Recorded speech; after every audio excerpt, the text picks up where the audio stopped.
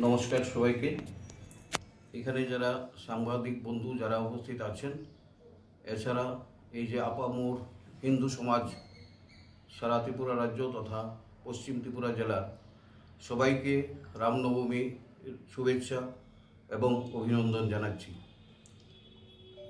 আগামী পরশুদিন 28 তারিখে রামনবমী উপলক্ষে বিশ্ব হিন্দু পরিষদ ত্রিপুরা প্রান্তের পশ্চিম ত্রিপুরা জেলার উদ্যোগে আগরতলা শহরে আনন্দময়ী মা কালী মন্দিরের সামনে থেকে এক বর্ণাঢ্য শোভাযাত্রা আমরা বের করতে যাচ্ছি। এই শোভাযাত্রাটা আনন্দময়ী আশ্রমের সামনে থেকে তুলসীবতীর সামনে হয়ে কামান চৌমোহনী, তারপর সূর্য চৌমোহনী, তারপর পোস্ট অফিস চৌমোহনী হয়ে ডান দিকে ঘুরে আরএমএস চৌমোহনী, তারপর ওরিয়েন্ট চৌমোহনী হয়ে আমরা সবাই সমগ্র হিন্দু সমাজ মিলিত হব রবীন্দ্র ভবন প্রাঙ্গণে। ওইখানে আমরা 30 মিনিটের একটা বৌদ্ধিক কার্যক্রম আমরা রেখেছি।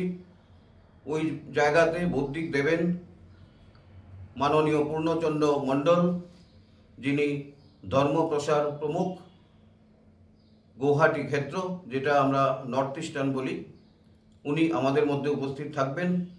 এছাড়াও সমগ্র হিন্দু সমাজ জাতি বর্ণ পন্থ দলমত নির্বিশেষে সবাইকে আমরা অনুরোধ করছি, আমাদের এই যে হিন্দুদের একটা শোভাযাত্রা, ভব্য শোভাযাত্রা, সেই শোভাযাত্রায় সবাই অংশগ্রহণ করবেন। আমরা সমগ্র হিন্দুদেরকে আমরা বার্তা দিতে চাই যে আমরা সমস্ত হিন্দু সমাজ আমরা খুব সুশৃঙ্খলভাবে ঐক্যবদ্ধভাবে আমরা হিন্দু সমাজকে আমরা শক্তিশালী করব এবং আমরা সুন্দর একটা সমাজ, ভবিষ্যতে শক্তিশালী সমাজ আমরা গঠন করব।